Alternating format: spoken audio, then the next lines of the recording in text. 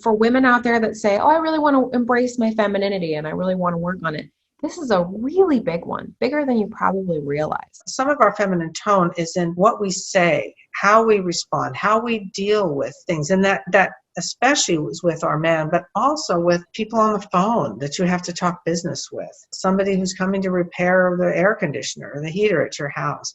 How you talk to them makes a big difference in both the way they will feel about you and the response that you'll get from them.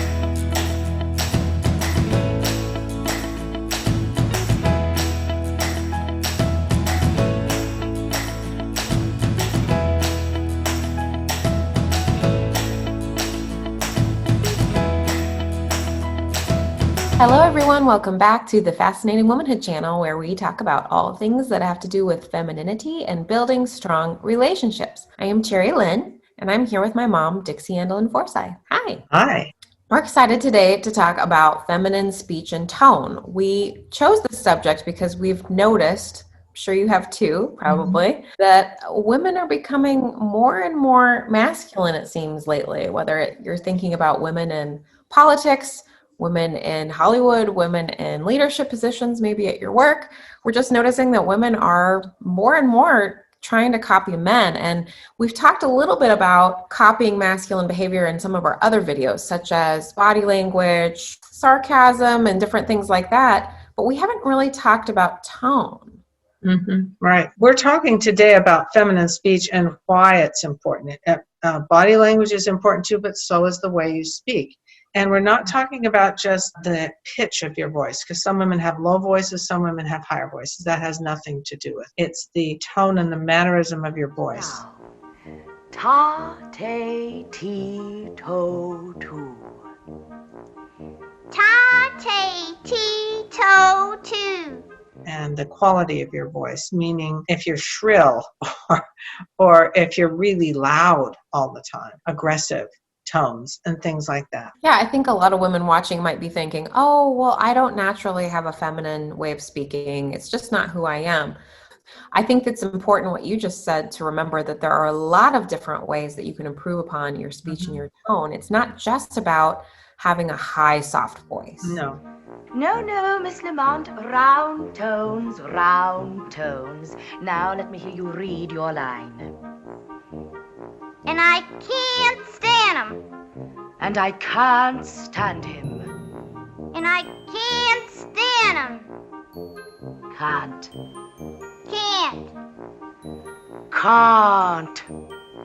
Can't. It's many other things than that. So today we want to talk about not only feminine speech and tone, what it sounds like. We also want to give you some tips today for how to improve the way you're speaking. You touched on this a little bit. How would you describe feminine tone? I think a lot of it comes from what we're working on anyway, which is our natural femininity, our attitudes about things, our way of looking at things. It comes out in your tone. But just like in previous videos, we've talked about body language and the way you walk and how you can look at that, notice how you walk by walking in a store, by a store window, and you can see how you do that. The same thing is true of your voice. A lot of women don't realize how they speak to others in terms of maybe being demanding, aggressive. All those things relate to your tone and your feminine way of speaking. It doesn't have to do with whether you have a really low voice or a really high voice.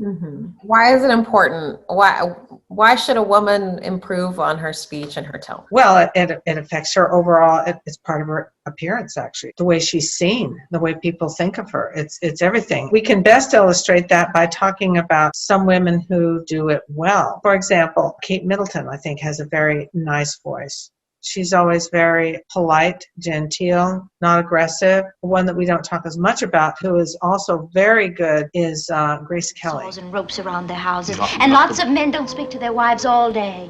Lots of wives nag and men hate them and trouble starts, but very, very few of them end up in murder, if that's what you're thinking. She was always very feminine and soft-spoken, just really graceful. Jeff, you don't have to be deliberately repulsive just to impress me. I'm wrong. Deliberately repulsive? I'm just trying to make it sound good. And her name was Grace. She had a perfect voice for it. So those are examples. I'm sure some of you have to mind people that don't have very great ways of speaking, and it hurts our image, or it helps our image, depending. To further explain what we feel tone in your speech kind of does overall, we wanted to kind of talk a little bit about some iconic voices that you may or may not have heard of, and think about, just to kind of get you into this place of how influential speech and tone is. We thought we would talk about some iconic voices and what it might be like if they were to change. We wanted to take Darth Vader. Many of you may know Darth Vader is the villain from the Star Wars series. And you don't even see his real face on there either. So he's even a better example because he's behind some suit. So you don't even see what he looks like. Yes. And think about the man, James Earl Jones. Is that his name? Yeah. Mm-hmm. Think about the man that does his voice. He did so many different other voices that were very intimidating. Why? Because, of course, he has a very strong and intimidating type of voice. Well, he has a very commanding voice. He seems like a leader. When he talks, he's obviously in a position of authority. He's never done a movie where he is a victim. A shy, retiring kind of coward. With his voice, you don't even get the feeling he could play a part like that. He's even in The Sandlot at the end where the kids are like afraid to go into his house, and then he comes out and they are still afraid of him when they first hear him talk. Like he's done Mufasa from The Lion King. His voice, the point we're trying to get to here is that his voice says a lot about him. Even if you don't see what he looks like, you know that man's voice is very confident, very commanding, like you said. And if he wants to, it can be kind of intimidating. So what do you think would happen if that man did not have that voice and his voice was switched with somebody like Michael Jackson's voice? They enjoy it in a pure, loving, fun way. Nothing against Michael Jackson, but think about how those voices, what they mean to you when you're thinking about those individuals. It makes a great impact. Well, Michael Jackson, if he had James Earl Jones' voice, he would have been a bass. You could have been killed. You deliberately disobeyed me. And what's worse, you put Nala in danger. And I don't know whether James Earl Jones can sing or not, but Michael Jackson's voice was perfect for singing. It wasn't so great for being a commanding director of the CIA. But the point is that those voices influence how you perceive the impressions that you have over those individuals. Mm-hmm. Now let's take a woman, a very well-known woman here in the United States in politics, Hillary Clinton. Take away all the politics, because we're not talking about the politics, but her as a woman, how she sounds, what do you think about her as a woman? I personally think that she adopts many masculine manners. Yes. And the way she speaks, it's almost like she's trying, or maybe it's subconsciously trying to sound more masculine when she's speaking. But if you were to, same thing, switch her voice with somebody like Audrey Hepburn. He always showed me that he felt and thought about me as if I was something better than a common flower girl. What would that change the way you think about her? How would you? It would be interesting, the tone and the manner of the way that she delivers the things she speaks. I personally, if I didn't know anything about them and you just showed me these women, an amount of respect that I don't have as much for when I'm listening to any woman in politics. Most of them are a little bit more on the abrasive side when they speak. Again, it's just a way of thinking about what a person's voice does to your impressions. Now, for those of you who might think, well, in politics that's necessary, I disagree. I think that a woman is better off coming from her core strengths. And when you're feminine, I think you will do better in anything you do, politics included, if you play to your strengths, which includes femininity, because we are not men, and we are poor imitations of men, as they are poor imitations of us. So we are better off being a great version of a woman than a weak version of a man. Someone in politics such as Hillary Clinton could absolutely be just as influential as she is. Sure. If she to speak more. We'll get into how what we describe as speaking. But another one, we thought we would do the flip side. So Audrey Hepburn has an amazingly feminine voice and tone. What if you were to take her voice and put somebody like, we could say Hillary Clinton. Picketing and going to jail to push us closer to a more perfect union. Swapping their or you could even say, what if her voice was Darth Vader's? It wouldn't go over so well. If you were to think about these famous people's voices being flip-flopped, and there's so many different people you could use. One of the ones we thought about for Audrey Hepburn that was just so opposite is Rosie O'Donnell. I spend like pretty much 90% of my waking hours tweeting hatred towards this administration. Yeah, well, and putting her voice in Audrey Hepburn's voice, and how would it change her influence? I think it would have affected her whole career. Exactly. Yeah. So if it would affect her career, it can affect us and our relationships in our world. Most of the changes in your voice are going to be relatively minor, and sometimes they'll come through in your practicing of the principles of Fascinating Womanhood, the femininity and understanding men. Some of these forgiveness kind of things that we do, that we teach, that make us better people. Some of that will come out in your voice, but some people have I've met women that they talk really loud. Everything they say is really loud. I won't be called a bag. It's not what I've offered to pay like any lady. And if they speak and there's a crowded room, you always hear that voice. And that's something that you can do something about. Yes, I know you and I have seen this movie, but anyone out there, if you've seen the movie My Fair Lady, and it was a play and everything, that story is exactly what we're talking about. And I know she wasn't, a political figure, and she wasn't like a high-powered career woman, but the point of that film was really to highlight how much the way you speak, what it says about you. And it's an incredible story if you haven't seen it. It really goes deep into the way you speak, how it can completely, in her case, change her life. She goes from being kind of like a homeless flower girl in the streets to being mistaken for royalty. A duchess. Yeah, she was mistaken for duchess. It was everything. They absolutely transformed her, and she was still Eliza Doolittle. Don't I tell you I'm bringing you business? Can't you hear the difference? Look, put your tongue forward until it squeezes on the top of your lower teeth, and then say cup. Cup. Then say of. Of. Then say cup, cup, cup, cup, of, cup, Cup, cup, cup, cup, cup, cup, of, cup, cup, cup, of. Yeah. She learned a lot, and it gave her more self-confidence. I shall always be a flower girl to Professor Higgins because he always treats me as a flower girl and always will. To learn how to speak better, and it just changed her life. So when we're talking on our channel, we always relate things back to relationships, even if it is just a femininity subject. And I think this subject is both. So how do you think, taking all these things we've just talked about with speech and tone, how does that affect your relationship and the way you're speaking to your husband or your boyfriend? In some ways, I'm really glad we can't do this, but if we could see videos of ourselves, the way we speak to the man in our life and how we sometimes maybe sound condescending, those kind of things are part of your speech. Sarcasm, condescension, exasperation, those kinds of things are messages that are loud and clear, that we all understand. Nobody has to explain them in words. We know what they mean. If we could see the way we respond to people, we might tweak it a little bit here and there, because these are not hard to adjust. And it's an adjustment, not a complete change. Well, I think too, with your man, the way you speak to him, you've said this so many times, and I know there's tons of articles and research out there about what is it, more than 80% of what's coming out of your mouth is not what you're saying. It's not verbal. It's nonverbal. Yeah. Yes, and what we're talking about today essentially is nonverbal communication, which is a huge subject, and we could go into so many different paths with this subject. But I think specifically with the tone and the speech that you're doing, and that you're just aware of it and you're thinking about it.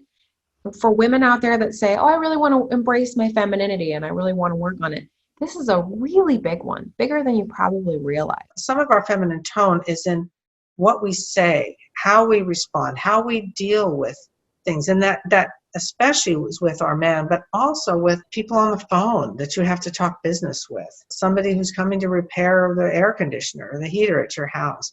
How you talk to them makes a big difference in both the way they will feel about you and the response that you'll get from them. I have a good example of this. For those of you out there that know what the Alexa device is that you talk to in your home, I had a time when we got it, my husband hooked it up to some of our lights. So for those of you that have that, you know how it can be kind of challenging because you have to ask this computer essentially to turn your lights on. And I had in the beginnings a lot of challenges with it understanding me. And so it wouldn't turn the lights on when I would ask it to turn the lights on. And so I caught myself at one point getting into a habit of essentially yelling at it because it wouldn't turn my lights on. And I never really yell, but I was getting into this habit of because I was frustrated because I needed the lights to turn on. I noticed that it started to very visibly upset my husband, and he would say things to me about, why are you yelling at the computer, and why don't you just do it this way? And I noticed it would start to cause us to bicker about other things. It would kind of spiral into this negative thing that I constantly found myself caught in the middle of. So I tried one day getting up at dinner time because I needed the lights to turn on. I got up from my chair and I walked over and I very quietly asked her to turn the lights on, and it still didn't work. And he immediately got up and unplugged it and did all these different things. I don't know what he did, but he fixed it. And I noticed that change of energy was just so incredible. There was so much impact, even over something really small. This is a very tiny, tiny example of speech and tone. But for me, not repeating that old behavior, it not only resulted in a better mood, but my husband actually felt bad for me and he wanted to help me. It turns out that there was something wrong with it all along.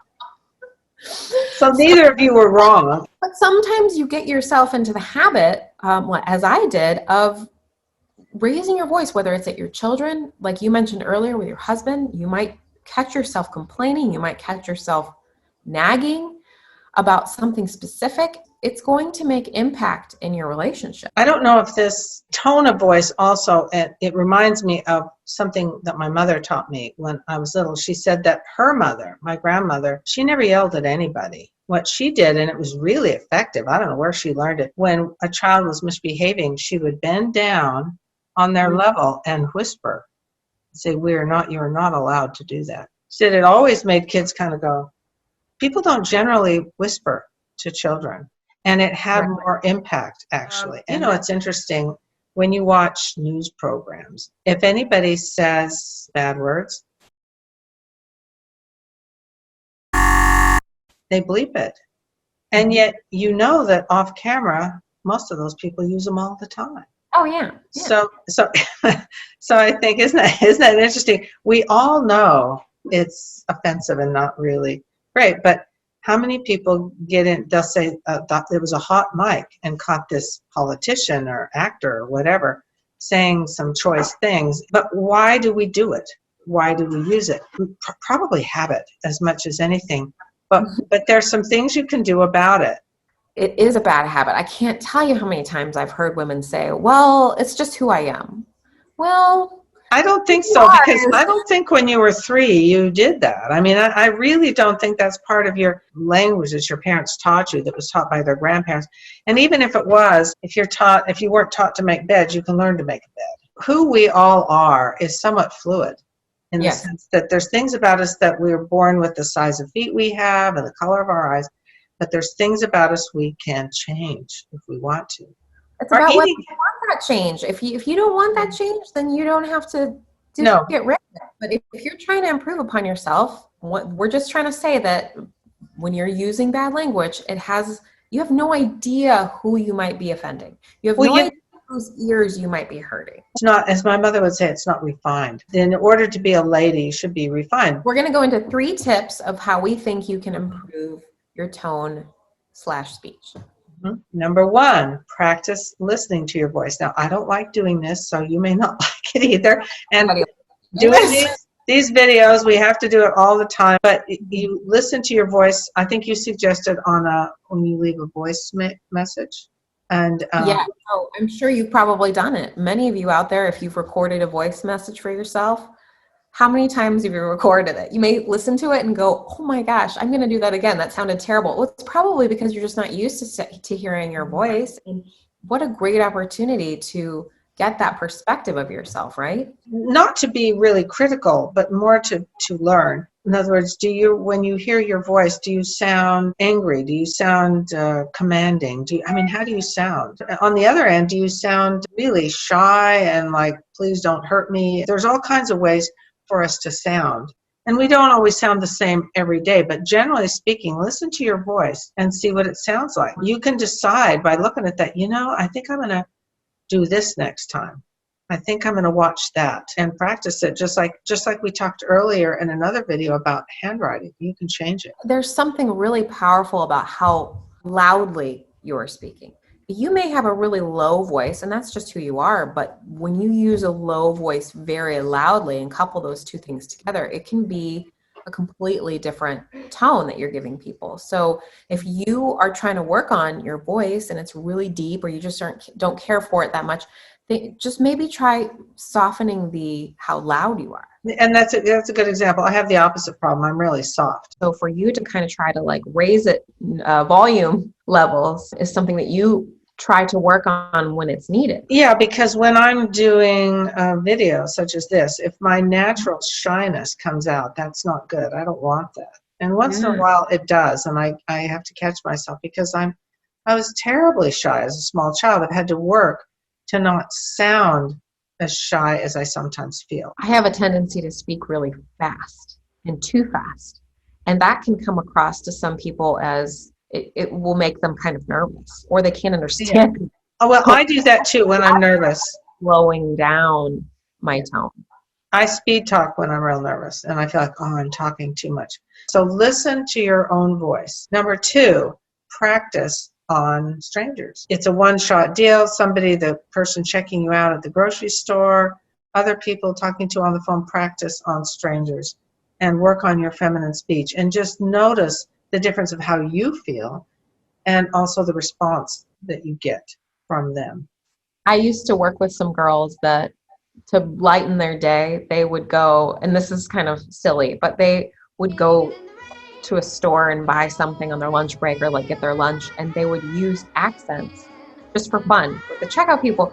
And same thing, they just wanted to see the reaction. Now they weren't, of course, trying to improve upon their tone. They were just doing it to lighten their day. But they used to use these really funny different accents every time they would go buy lunch. It was so fun to watch. And I never participated in it because I wasn't brave enough to do it. But it was fun to watch their reaction to them having an accent. And I think you can do the exact same thing, but with your tone, and do it in a genuine way and say, I'm going to practice my new level of speaking, or how I'm speaking with that cashier, or whether it be someone helping you at a store. And it will allow you to see how it feels, if it feels natural, because it might not feel natural at first and you might feel a little awkward, but as you practice it more, you'll start to refine it slowly and feel more comfortable. You might find that as you practice it, you like the way you feel. It feels good to sound more confident or to sound more refined. Okay, number 3, practice changing bad language. Replace it with something better. Instead of eliminating,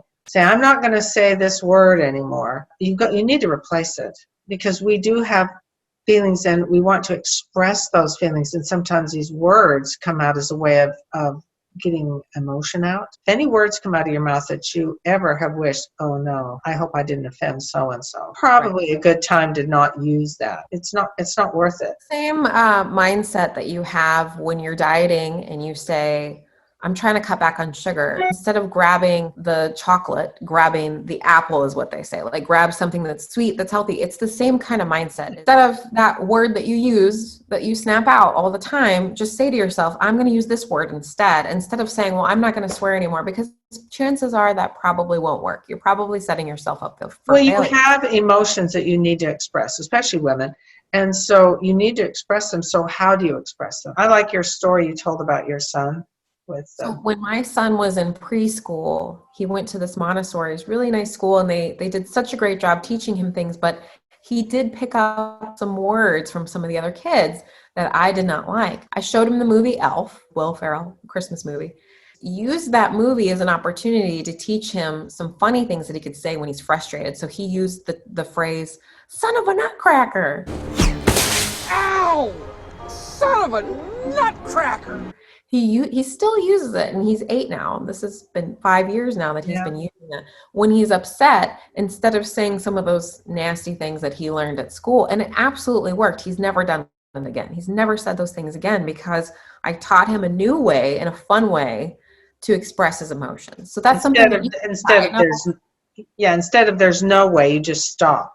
Yeah, so, and there's probably thousands of phrases that you could choose. I know you like to say things like blast or rats, or my dad would say good night. He'd always say that. Or my father-in-law said, "Oh, horse feathers," which I thought was cute. I never heard other people around him say it, but he said it all the time. That's like a cute old school kind of vintage one. But whatever works for you, just find something that's not offensive that you're going to say and just commit to it and say, I'm going to say this instead and see how you feel. Yeah, just imagine if there was a TV camera on you. Don't say anything that if you accidentally got on a hot mic, you would think, oh no, I said that.